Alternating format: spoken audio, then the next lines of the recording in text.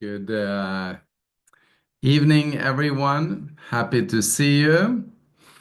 Good to have you here. We've got a full house tonight. Let's wait a few seconds for some more to log in. We did meet last week, so this will be my second Happy New Year's. I just heard that in France, you can say Happy New Year's for all of January. And my comment back to them was that you can also drink champagne every morning, 365 days a year. So let's follow the French rule on Happy New Year's, but let's skip the other one, at least for most of the year. I hope that you are in a good mood and that you feel great because what I want to address today is building yourself up for action. This would be so easy if it was easy to take action. I think, and this doesn't go to every one of you, but for a large part, if you spent the same amount of time on actually doing that you spend on thinking about doing on the subject of recruiting, you would never have to recruit a person in your life again because you would already be so super successful. Why do I say that? Well, because I do a lot of coachings, I know a lot of top leaders, and I do know myself. I know how easy it is to procrastinate and go and do the work with the people that we have, go and do the work with getting customers, go and do important stuff. So I'm not saying that anybody isn't doing anything important. It's just that we don't do the most important step that we could take when we don't build ourselves up to be taking the right action steps. I talked a lot on the leader council and also director call today about recruiting. And recruiting is not a big part of what we do, but it becomes everything until you do it. So it's a critical part, even though it's not a big part.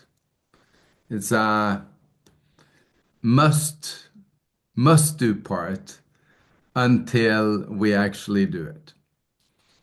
If we then build ourselves up for action, I think it's something that will not take too much time out of your schedule and you will get a lot better results. Let's just go through a couple of the steps. First and foremost, you got to set the ambition, you got to set the goal, and I hope that everyone have done that by now. And that is that you got to write down in 2026, this is the number of personal partners that I will recruit. Let's say that the number is 12, one per month.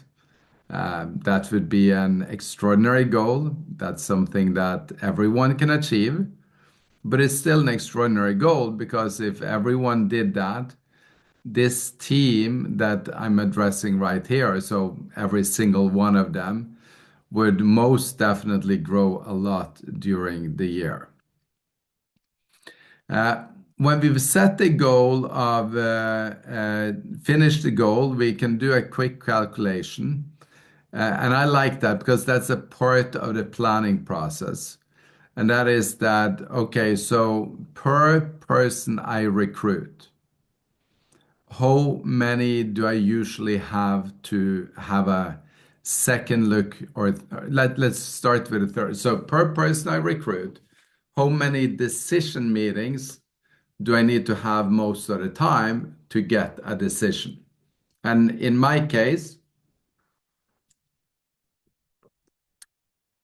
I would pretty much say that personally, for every two decision meetings I have, I will have one person saying yes to do the business.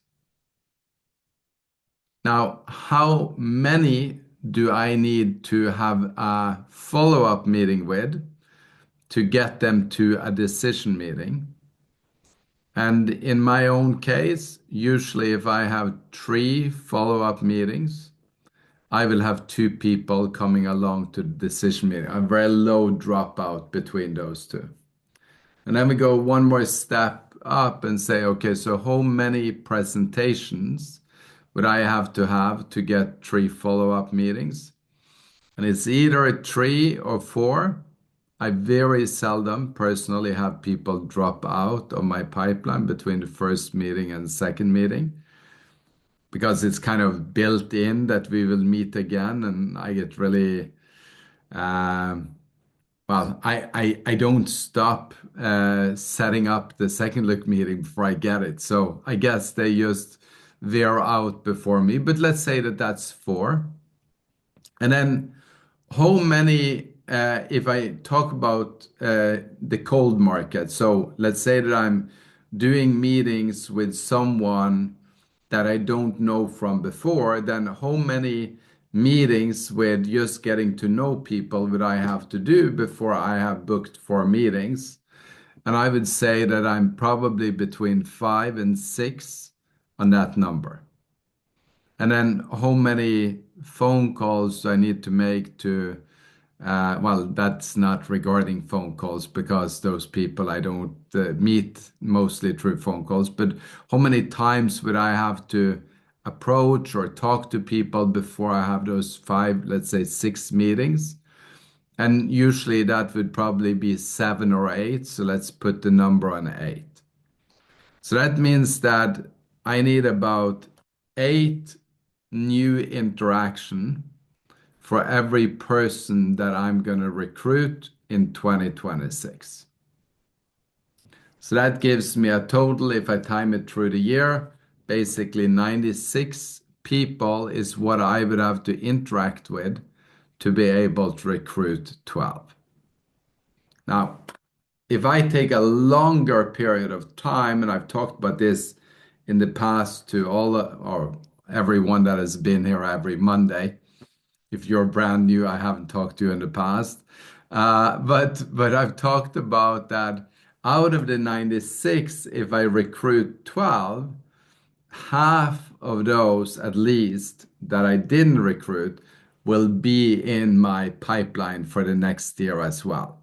So I don't necessarily say that the outcome is that I talk to 96 people and I recruit 12.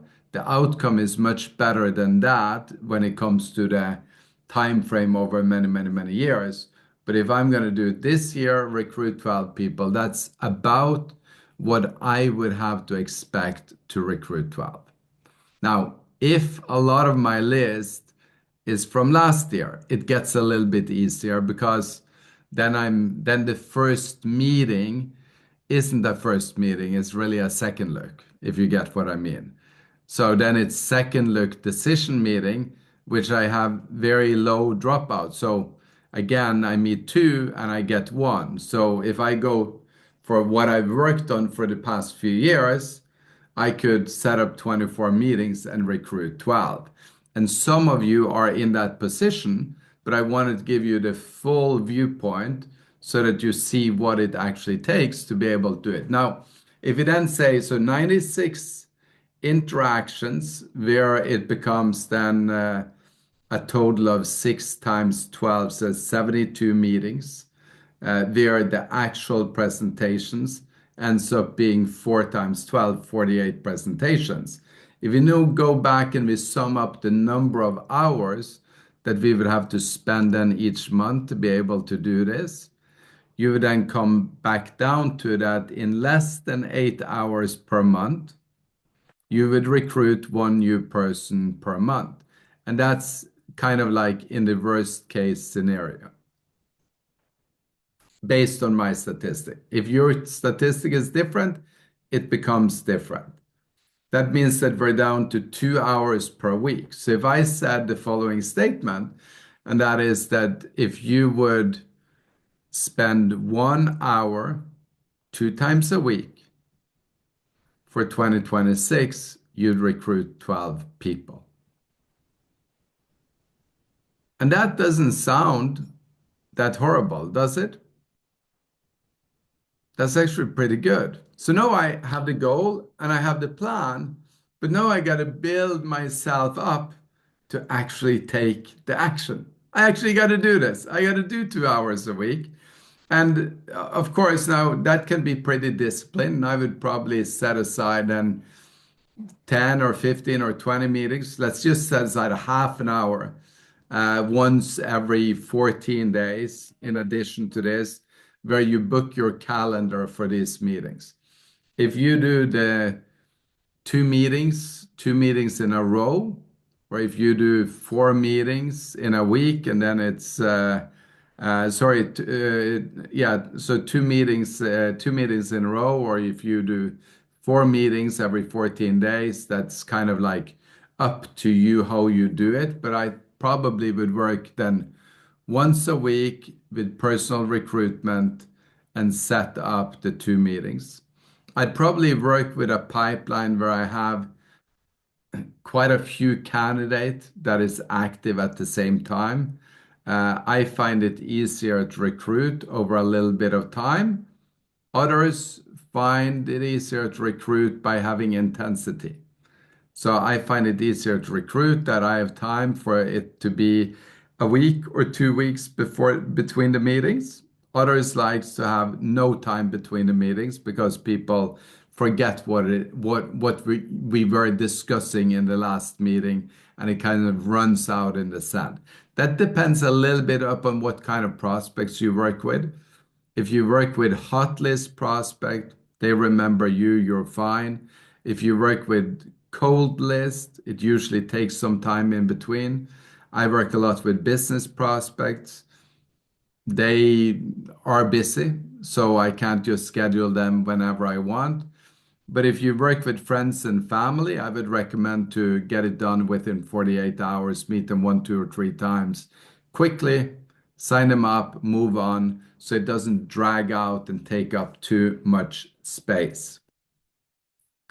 Uh, Now, I think that if we get into a state, so that we develop an attitude that is good, so that we have good emotions, it's easier to get the work done. So at the beginning of this, if you go up on top of the goal of recruiting 12, you have to give a meaning to it. You have to say, what does this mean for me this year? What does this mean for me if I do it 2 years in a row? What does this mean for me if I do it 3 years in a row? What does it mean for me 4 years, 5 years, 10 years, and so on? So that you kind of build out the dream side of it. Most people have a tendency to say, I need results. I need to get some partners. I need to get my partners working. And they start with a need instead of a dream. Now, if you start with a need, you start somewhat in a desperation. And that doesn't always give us the best feeling inside. Doesn't always elevate our emotions the most. It's kind of like I'm looking here at Kristin and Sujan, the beautiful couple here showing up at Zoom together. Isn't that amazing? Uh, One day, maybe me and Hilda will come to the maturity that we can share a Zoom screen. Most likely not. Like, like we don't manage to do that in our life. We manage a lot of things. That's one of the things we're not. We want to own our own space, our own Zoom space. Uh, but if Sujan turns to Kristin or Kristin turns to Sujan, oh, look at them. And then the other person says to the other one, I need from you. That doesn't immediately put the other person in a mode where they go, yes, what can I do for you? You know, often that leads the other person say, what do you need from me? Because we become defensive. Now, if you are the kind of person that is always at service, say, honey or hubby, your wish is my command, then this doesn't really count for you because you've elevated yourself to a level of self-realization that most people don't live at. So if you're that type, then I'm not relating as much to you, just a little bit. But if you're in the one that would respond with a little bit of I need, then you kind of push back a little bit.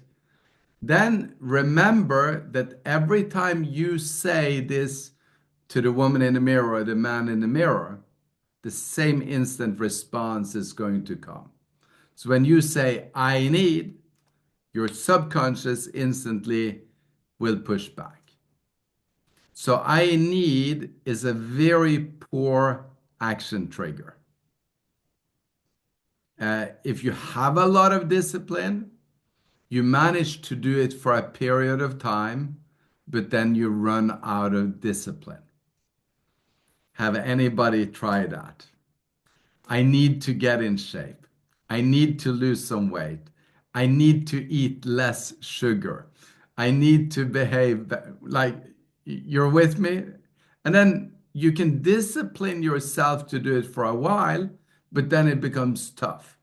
And for every time you have to push the need, it becomes a little bit tougher. So if we turn the language and we go to I want, or I wish, or I hope. Hope is weak in some sentences, strong in others. But if we go to the dream language and we say, okay, if I do this, then my life will change.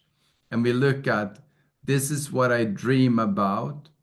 So now I want to build myself up to a thinking about it where you say, I love to go and do my 2 meetings a week. I'd love to have 12 new people starting up because the language of love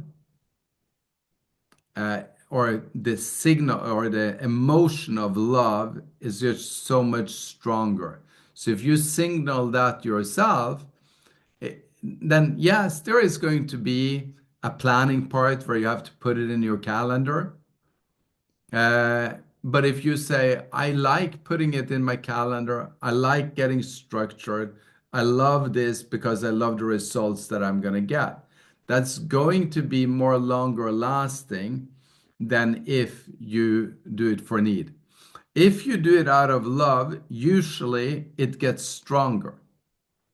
And this is why going to the dream and really building up what this will give you back is then one of the most important things to build yourself up to take the action. I don't remember the day or the date or the year anymore on when I got that the number of people I sponsor plus the number of people, my personal sponsors, plus the culture that is in my team around sponsoring equals my check.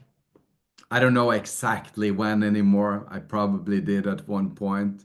But at one point, it just appeared to me. And then it became easy because I wouldn't request upon Hallie or upon Christopher or upon Christine or Daniel or Kaya something that I wouldn't be willing to do myself. And if I was going to be willing to do it myself, I wanted it to come out of a happy, joyful heart so that it's not always, so it's not a heavy burden.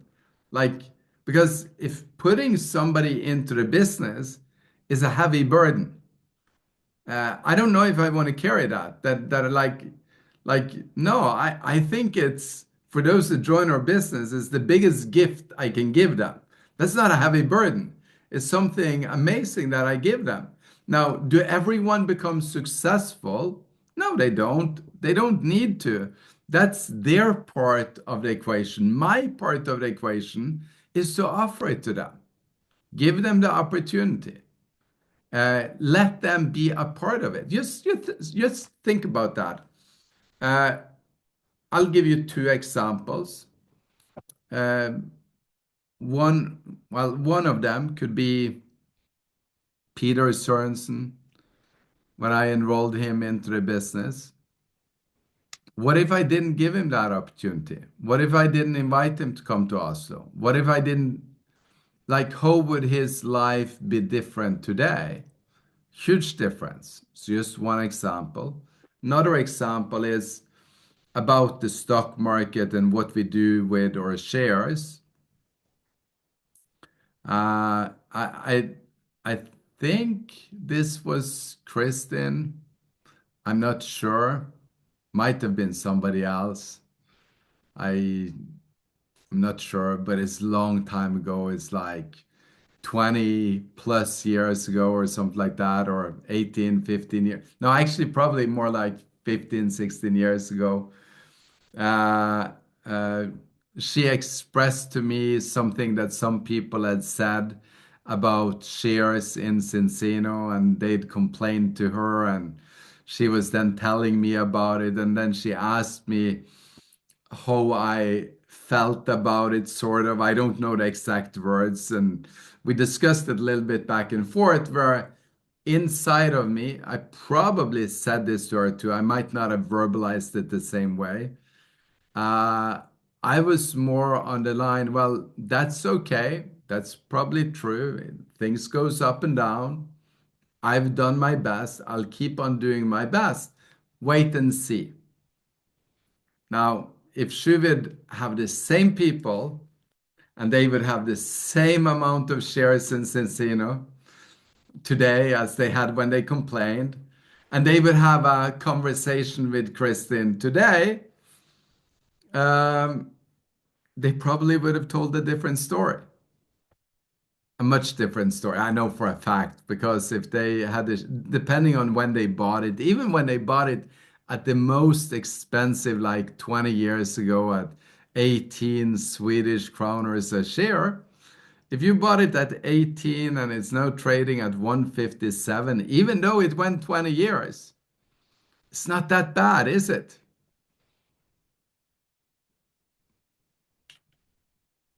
You're not laughing like I do on the inside here. It's like insanely good. And if they bought it at the lowest point 20 years ago, which was below 1 kroner and is trading at 157, I mean, then if you complain, you need to get your head checked. Or if you complain, just give me the shares. I'll take them freely. I'll pay you the 1 kroner back, no problems. I just tried to remember who it was. I don't remember. I think it was a few different people that had complained. I don't think it was one, it was multiple. It was a troll. Multiple-headed troll. But but so obviously I've had people that I sponsored in this business that I don't even remember their names anymore. And they have quit and they didn't make Peter's big run. Uh, but I have no issues with that, because if they would have continued and they would have followed the instructions and they would have done what we're teaching, they would have gotten results. So I cannot force somebody to keep their shares. I not force somebody to sponsor. I not force somebody to continue. But what I can is that I can, with a light heart and a good mood and lots of passion and lots of love, present the opportunity to people, and do it with joy, do it with fun, do it with excitement. And I can tell about the future. I just did at the director call today, because if you saw the kickoff that we did on Wednesday and Hilda's global mega trend video, what she says in that video is so powerful. And if you really understand what she says in that video, you will never again have any doubt about Cincino. You will never again have any doubt about that you can become successful in Cincino. And you will be looking forward to the next 25 years with just an enormous amount of anticipation. Because what she says is that when we form a global megatrend, which we see no reason why we shouldn't, because our experience so far is that whenever somebody takes a test and they get their result back, they get enlightened, they get curious, they have a piece of information that they didn't have before, and they want to correct their problem with a balance soil. Now, does that mean that everyone fixes everything? No, because a lot of people give up on their own joy, on their own health, on all kinds of things people give up on. So we can't think that we're going to beat the statistic of the church, meaning that 50% of the population that goes up to the altar and promise in front of God and in front of the priest and in front of the congregation and their family and their mother and father and everyone divorces. So, I mean, beating that statistic is tough, you know? So we'll at least have a 50% dropout. And then if we take it to health, I mean, of everyone starting a diet in January 2026, about 90% have already given up on it. Unless it's a GLP-1 drug. And if it's a GLP-1 drug, this is the very best combination in the world to a GLP drug. No questions asked. This is brilliant if you're using a GLP-1 drug. So that's going to be a huge market for us because finally they can stay on a diet. And then with all the side effects, they really need this product. They really do need that product. If you see anybody, please help them. Please help them. Because there is no doubt that the combination of omegas and olive oil is absolutely 100% what you need when you're on any one of those medications. And that will become a common knowledge soon. So when more people test, they talk to more people, and eventually it becomes easier to test more people. And that means that this will grow, grow, grow, grow, grow. And by 2050, we think as many as up towards 1 billion people will know their answer, either done a balance test or an equivalent to that one. And that will create a 40 billion euro company, which means that the opportunity that you give to your friend when you call them tonight or tomorrow to set up a presentation is amazing. And if they do the business, they can be successful there.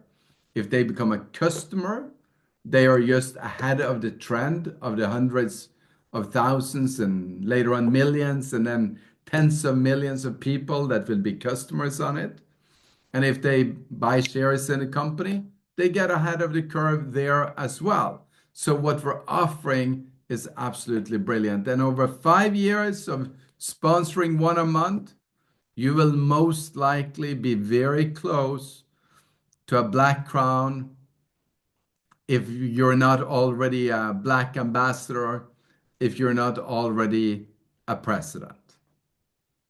So your income is going to pass 25, 30,000 euros a month, maybe 30, 40, maybe 50, 60. If you do it for 10 years, you'll go higher. If you do it for 20 years, you're going to be like a 5-star global president or higher, especially if you put all the other things that is needed in the business as well into it. Now, the attitude you will have after a conversation with yourself, just like the one that I had with you, put you in the right mode to go and say, okay, my list that you developed as a part of the plan, I'm going to start contacting them. Or this hour when I'm going to be prospecting on Instagram, that's going to be fun. This hour where I'm going to send out messages on Facebook is going to be fun. The effort that I'm doing on LinkedIn is going to be exciting because if I just get my 12 a year, is going to completely change my life, and it's going to change the life of the 12 I bring in every year as well. And I see only good things happening, and I'm excited about what I do and what they will be doing together with me. That's the conversation that I have with myself once in a while when I need to start a recruiting race again. I do have consistent recruiting all the time because it's just a part of my geno pool at this point. But when I need to go in and drive a new line, I know that it takes some effort. So I need to build myself up so that I feel like taking that action. Okay, this became a longer session than we've had in a while. I had a less busy schedule tonight. It's fantastic. It's the only meeting I have tonight, so that's a seldom thing. So then I took some more time. Any questions here at the end? Otherwise, we'll see you next Monday. I This was think we're just good. amazing. Bye This was bye. so inspiring. Thank you. Well, great. So immediately set the goal. Make the plan, draw out the numbers, start brainstorming on the list, and then build the dream and get yourself into that attitude that you need to be able to be convinced.